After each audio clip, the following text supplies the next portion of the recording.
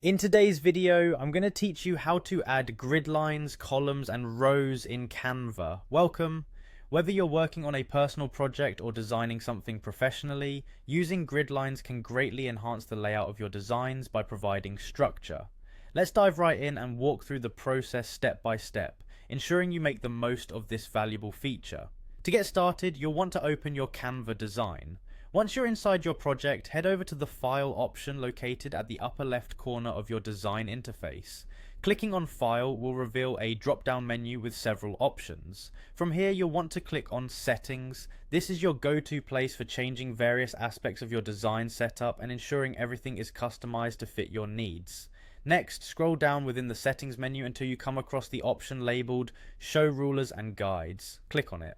Rulers and guides will provide you with visible boundary lines that you can use as reference points when adjusting elements during design creation. This feature is particularly helpful for aligning objects symmetrically and maintaining a balanced design. Once you have the rulers and guides visible, you'll be ready to add grid lines. Now, to introduce guides into your design, select the option to Add Guides. This addition will give you the ability to create specific sections within your design, effectively dividing your canvas into columns and rows.